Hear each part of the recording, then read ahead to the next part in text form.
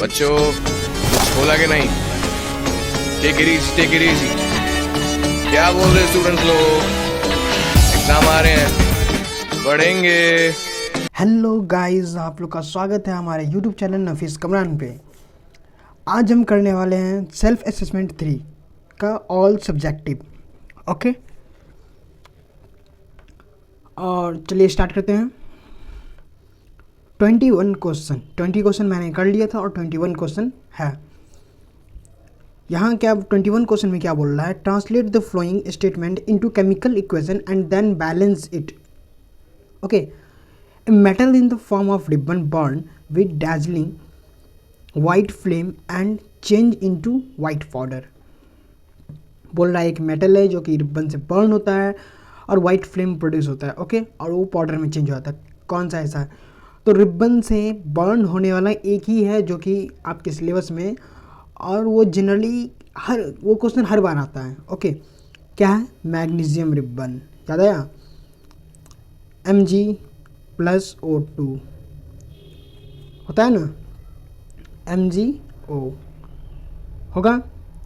और इसको बैलेंस किया जाए तो यहाँ भी 2 लगाना है और यहाँ भी 2 लगाना है। तो 2 Mg इधर और 2 Mg इधर, 2 ऑक्सीजन इधर, 2 ऑक्सीजन इधर, बैलेंस हो गया। Okay, now next question. बस इसमें इक्वेशन लिखना था। Okay, next question.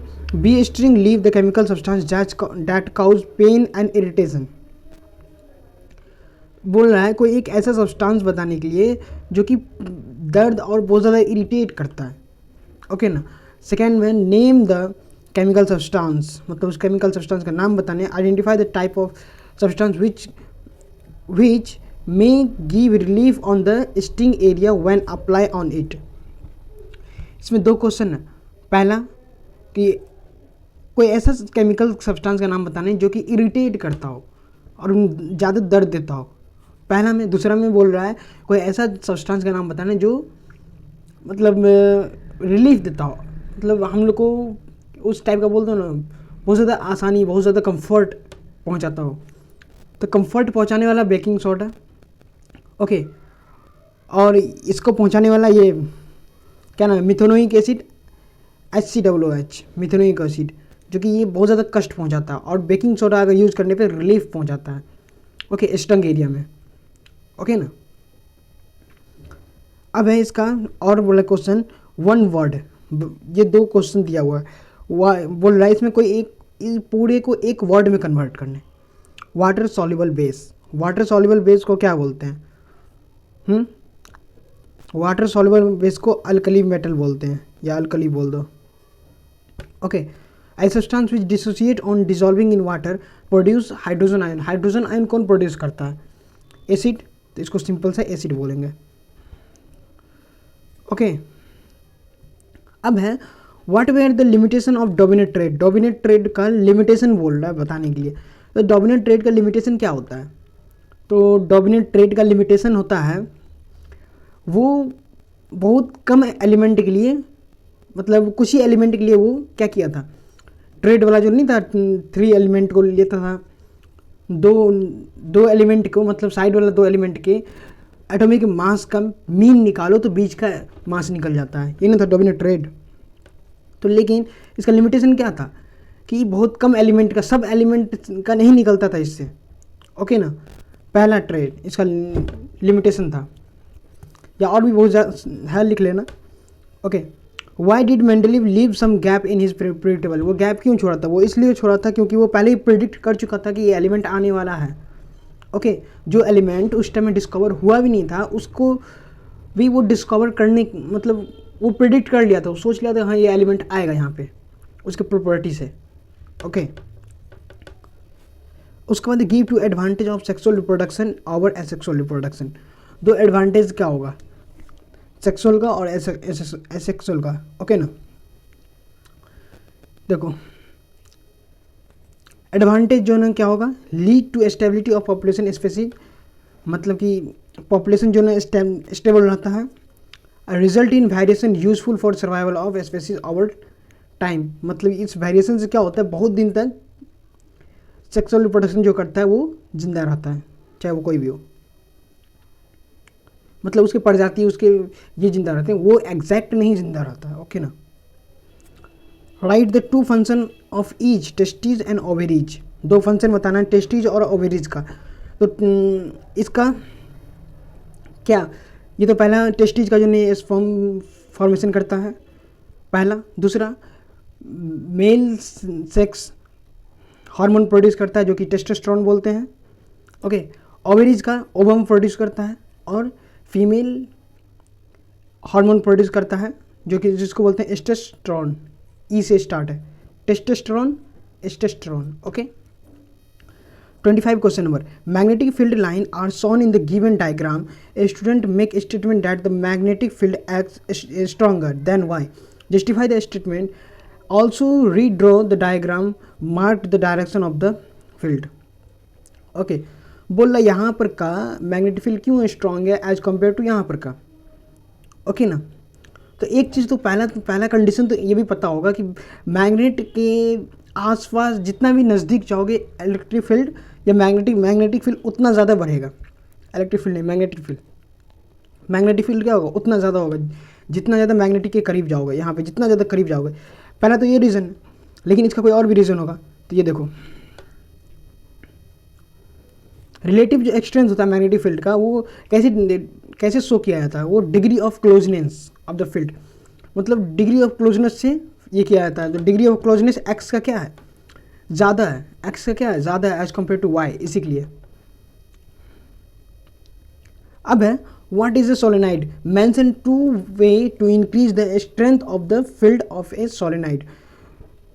Okay, solenoid क्या होता है, सोलेनाइड एक सिलेंड्रिकल टाइप का सिलेंड्रिकल शेप टाइप का ये है, कोई भी चीज़ सिलेंड्रिकल टाइप का है और वो किस टाइप, देखो सिलेंड्रिकल टाइप का है और जस्ट लाइक स्प्रिंग टाइप का।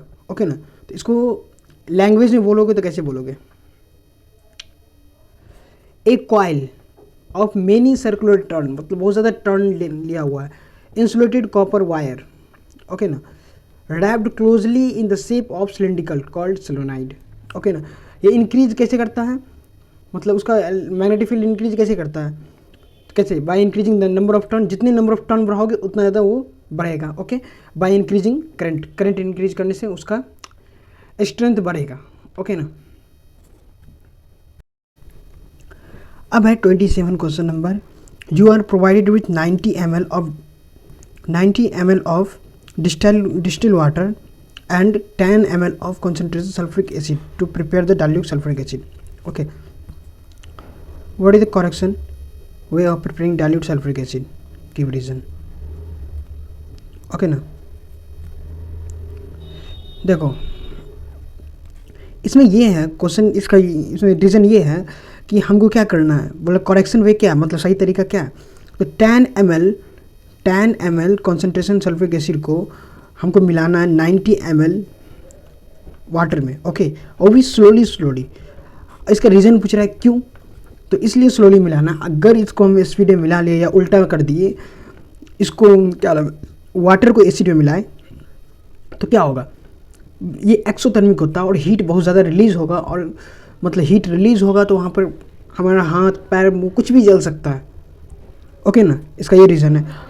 How will the concentration of H3O plus ion change on dilute, बोल रहा है कॉन्सेंट्रेशन H3O प्लस आयन कैसे, मतलब कैसे चेंज कर सकते हैं, तो वॉल्यूम को डिक्रीज करके, क्या करके, वॉल्यूम को डिक्रीज करके, V से वॉल्यूम, इसका साइन नीचे तीर का साइन डिक्रीज, ऊपर तीर का साइन इंक्रीज होता है। Okay, what is a homologous series of carbon, give two example and list its 3 characteristic. Okay, देखो सीरीज क्या होता है, a series of compound in which same functional group same होता है, functional group just like OH, COOH, ये सब क्या हुआ, फंक्शनल ग्रुप COOH।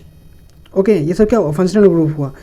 तो क्या बोल रहा है यहाँ पे, सेम फंक्शनल ग्रुप सब्सटीट्यूट किया जाए फॉर हाइड्रोजन इन कार्बन चैन में, उसको होमोलोगस सीरीज बोलते हैं। इसका एग्जांपल है अल्कीन है, अल्केन, अल्कीन, अल्काइन, अल्कोहल, और कोई भी, इसमें सिर्फ 2 लिखो, any other 1 correct example.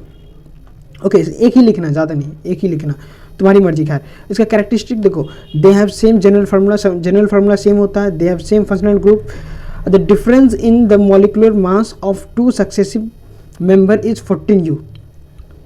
Okay, the difference in the molecular formula two successive member of CH2 unit, ये इतना ही यूनिट जो है डिफरेंस रहता है उसका, और मास में 14 यूनिट। दोनों का केमिकल प्रॉपर्टी सिमिलर होता है। कोई भी 3 पॉइंट लिखना है इसमें से। ओके, अब है what are the covalent compound, how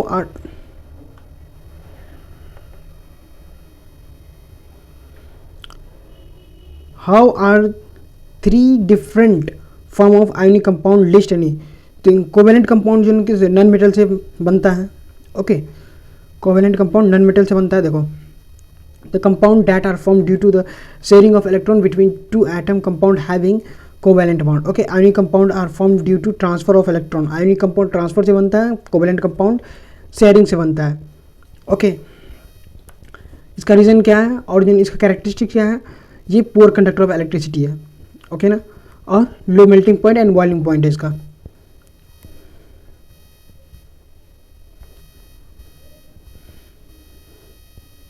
देखो अब आगे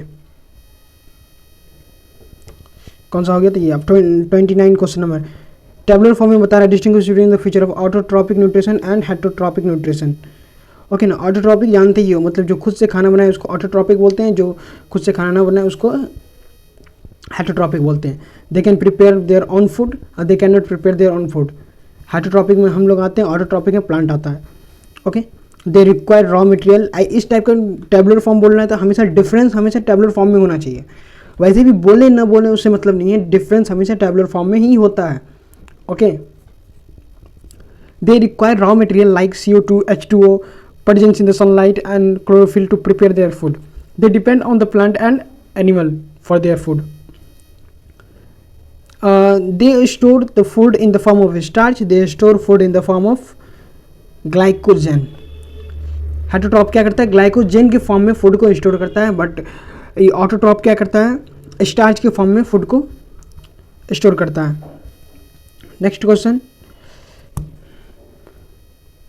a cross was made between the pure breeding pea plant, one with round and green seed and other winkle and yellow seed.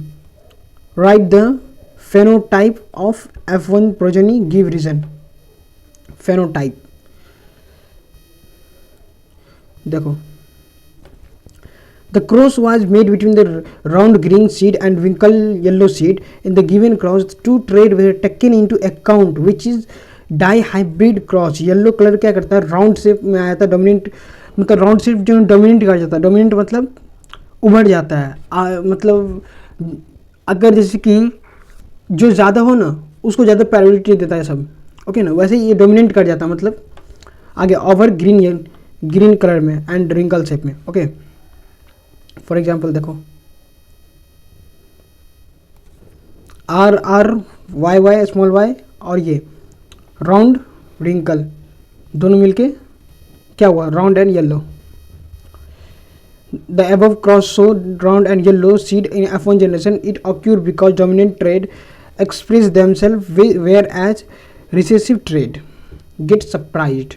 Okay, और उसी का सेकेंड पार्ट में इस type का ये बोल रहा है लिखने के लिए। देखो, इस टाइप का ये लिखने के लिए on self of F1 generation, selfing. इसको देखो, पहले RY दोनों कैपिटल, फिर एक R कैपिटल दूसरा स्मॉल, फिर पहला स्मॉल दूसरा कैपिटल, फिर दोनों स्मॉल, ऐसे लेना, और इस तरफ भी दोनों भी लेना, दोनों तरफ लेना है। उसके बाद देखो, ये दोनों को लो, इस जगह पे ये दोनों आएगा, इस जगह पे ये दोनों आएगा, इस जगह पे ये दोनों आएगा, इस जगह पे ये दोनों आएगा। ओके, देखो जैसे कि ये दोनों लाए तो क्या हुआ, कैपिटल R कैपिटल R, तो कैपिटल 2 को R, कैपिटल 2 को Y। ओके, इस जगह पे कैपिटल R और Y, एक स्मॉल y है, तो देखो है ना, तीनों कैपिटल एक स्मॉल, इसमें एक R स्मॉल है, Y कैपिटल है, देखो है ना, ये और ये इस टाइप का चलता हुआ आया हुआ है। ओके, हाँ, तो बस ऐसे ही ये डायग्राम बना हुआ है और यहाँ पे बताया गया येलो, राउंड येलो कितना है उसमें गिन के लिख देना। राउंड येलो 9 है, रिंकल येलो है, राउंड ग्रीन 3 है और रिंकल इतना है। तो इसका रेशियो कितना होता है 9:3:1, ये रेशियो बना। ओके, अब है इन the given value narrow beam of white light is shown pass through the triangular glass frame. After passing through the prism it produce a spectrum XY on the screen. XY screen पे produce हुआ। Okay, तो ये phenomenon को क्या बोलते हैं? Phenomenon को simple dispersion of light बोलते हैं। Okay, dispersion of light is the colour and seen, Y colour और एक्स कलर। देखो एक्स और वाई कलर पूछ रहा है, तो सबसे ज़्यादा याद करो, कल मतलब इससे पहले भी ऑब्जेक्टिव में भी ये चीज़ बताया गया था, कौन सा कलर ज़्यादा डाइवर्ट करता है, ज़्यादा उसका स्पीड रहता है, कौन सा कलर का, और कौन सा कलर का कम रहता है। तो कम का रहता है रेड का, जो ना इसका वेवलेंथ कम रहता है, इसीलिए कम इससे डेविएट करता है। और वायलेट का है ना, वायलेट का ज़्यादा, मतलब एक्स का वायलेट हो जाएगा। Okay, why do different colour of white light bend at different angle through a prism?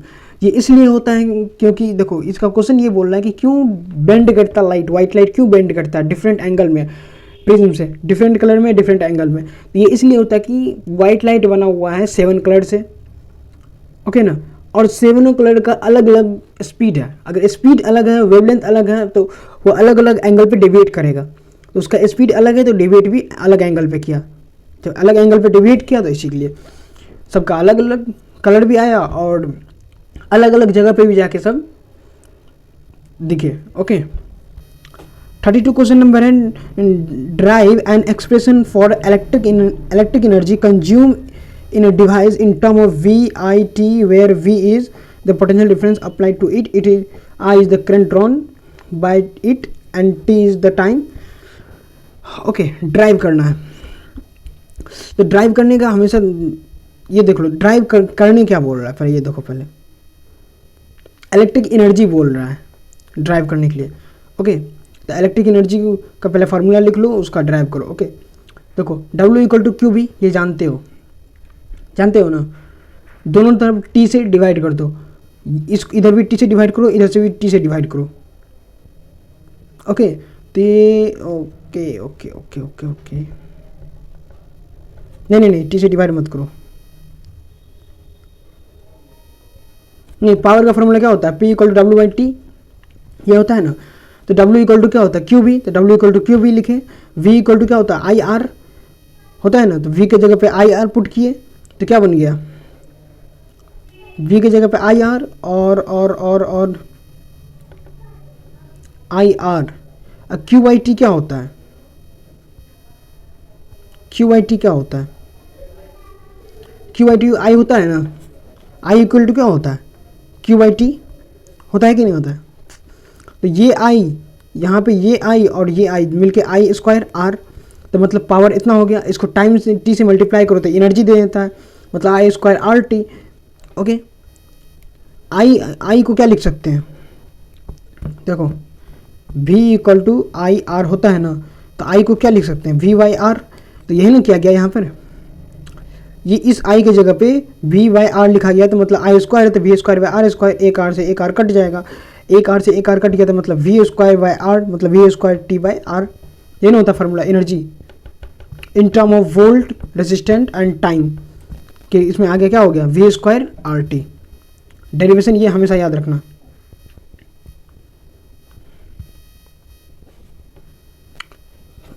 Okay,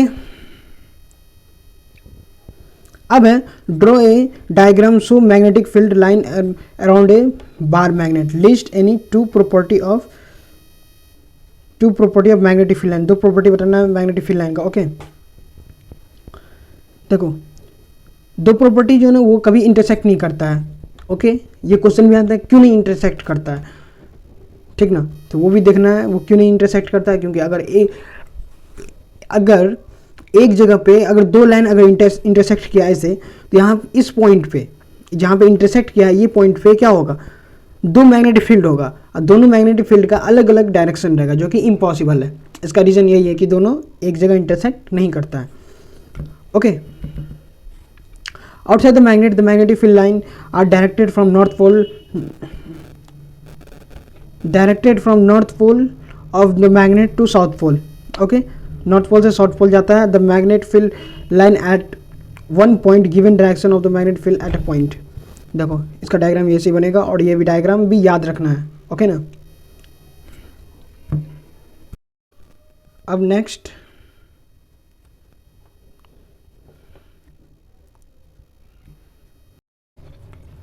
अब state the reason for the flowing. Reason बताने के लिए तो aluminium oxide is called amphoteric oxide. Okay, aluminium oxide amphoteric oxide क्यों है? तो इसका reason है as it react with both acid and base. Okay ना, to form salt. Amphoteric oxide होता क्या है? कोई भी ऐसा मेटल अगर रिएक्ट करे बोथ एसिड और बेस से उसको बोलते हैं एम्फोटेरिक ऑक्साइड. इसका मेन फार्मूला ही वही है. ओके ना. सेकेंड में है an iron strip dipped in a blue copper sulfate solution turn the blue solution pale green. Okay ना. तो इसका रीज़न क्या है? Iron being more reactive than copper displays copper from the copper sulfate to form green ferrous sulfate solution. अब है hydrogen gas is not evolve when most metal react with nitric acid. Nitric acid का reason ये तो nitric acid highly oxidise रहता है, इसके कारण भी होता है. ओके,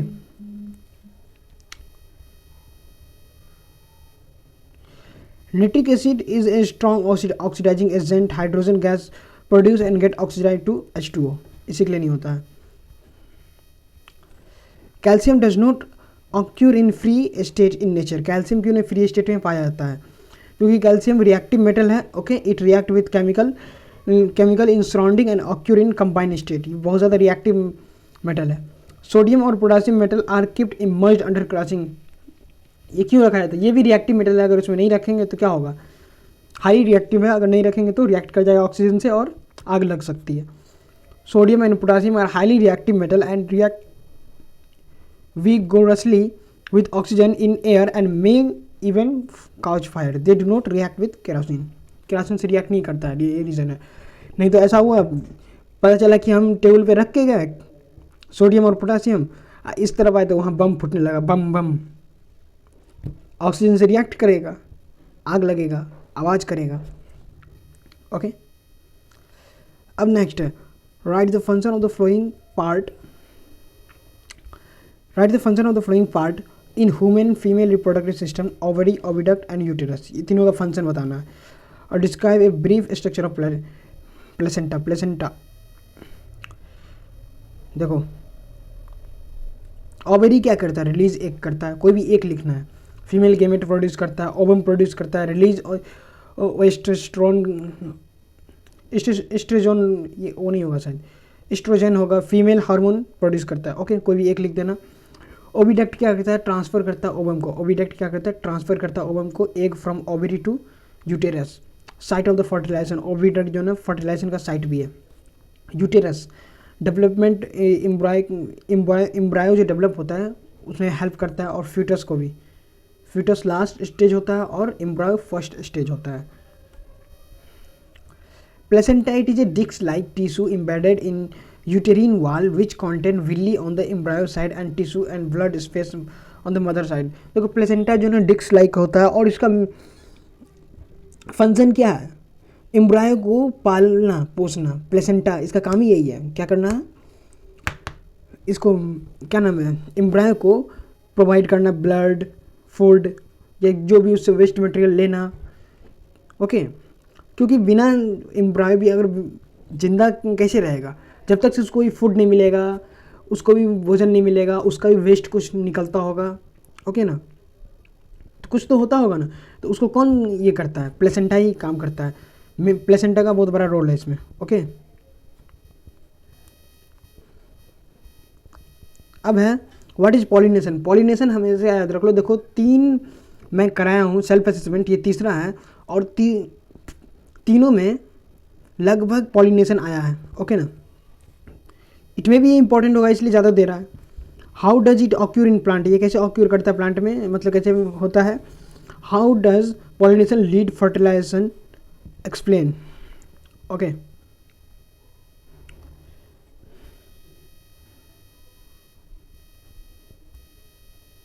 देखो, transfer is accompanied by an external agency such as wind, water, insect, bird, bat, etc. Okay, इस सबसे ये क्या होता है, ट्रांसफर होता है. Both wind and water are abiotic as an agency while insert word is biotic agency of the pollution. After falling on stigma, the pollen grain absorb water and nutrients. ये कैसे, पहले तो ट्रांसफ़र होता है किसी एक का पॉलन दूसरे में, ओके ना, दूसरे के स्टिग्मा पे जाता है, वहाँ पे एब्जॉर्ब होता है वाटर एंड न्यूट्रिएंट्स और प्रोड्यूस करता है टेस्ट, एक ट्यूब जो कि पॉलन ट्यूब बोलते हैं. ये पॉलन ट्यूब क्या करता है, growth through style and reach the ovary, ovary तक ये पहुँचाता है. और it tube content tube nucleus and two male gamete और sperm cell. The advancing pollen tube enter and ovule, ovule तक जाता है और generally through micro pile and reach the interior of the embryo sac. Here the tube burst and released into two male gamete. वो जो tube रहता है, test tube कहते हैं. कौन सा ट्यूब था, पॉलन ट्यूब. पॉलन ट्यूब जब ब्रास्ट करता है तो दो मेल गैमेट निकलते हैं. वन मेल गैमेट फ्यूज करता है एग से from zygote and second male gamete क्या करता है, फ्यूज करता है बिन्यूक्लिएट सेंटर सेल से विच फॉर्म इंडोस्पर्म. ओके ना.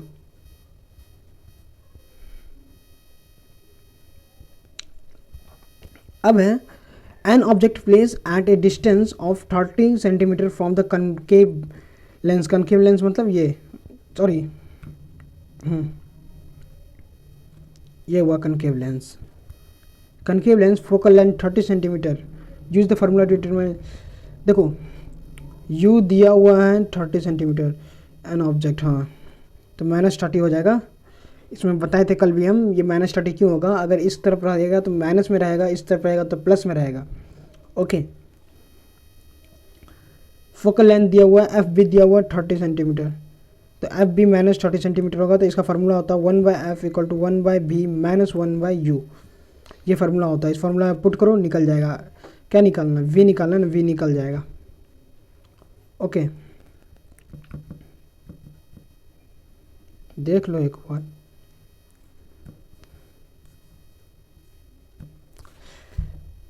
देखो 1/-30 is equal to 1/v - 1/30u. इसको ब्रैकेट में डालो. ओके, इसको इस तरफ लाओगे तो ये क्या हो जाएगा, 1/v = 1/-30. ये तो माइनस के साथ ही आएगा ना, तो -1/30. 30 कितना हो जाएगा, -1/15 हो जाएगा. तो v = कितना हो जाएगा, -15. मतलब इसी तरफ इमेज बन रहा है, -15 होगा. ओके, अब क्वेश्चन क्या बोल रहा है. कोई भी प्रॉब्लम हो तो डिस्क्रिप्शन कमेंट बॉक्स में करो कमेंट और मुझे बताओ. List 4 characteristic of the image. 4 character बताना, just like nature of position, image nature of position, okay ना, size, erect, inverted, in case, और draw the level diagram. Part 2 में देखो,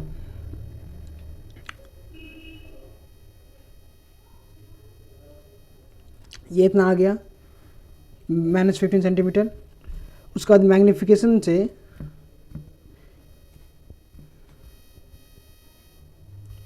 मैग्नीफिकेशन इसका निकल जाएगा +1/2. तो इसका नेचर क्या हो जाएगा, वर्चुअल हो जाएगा. ओके, नेचर वर्चुअल, रियल नहीं है. और 15 centimetre away from the lens on the side of the object. Diminished है साइज, इसका इरेक्ट है. ओके, इसका डायग्राम देखो ऐसा ही बनेगा. यहाँ ऑब्जेक्ट रखा हुआ है, यहाँ ऑब्जेक्ट रखा है. ओके, और ये हुआ इमेज, ठीक ना. देखो इमेज कितना दूर पे है, 15 सेंटीमीटर, और ऑब्जेक्ट 30 सेंटीमीटर. ओके,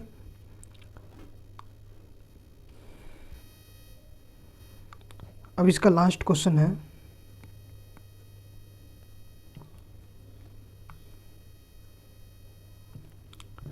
इसका लास्ट क्वेश्चन,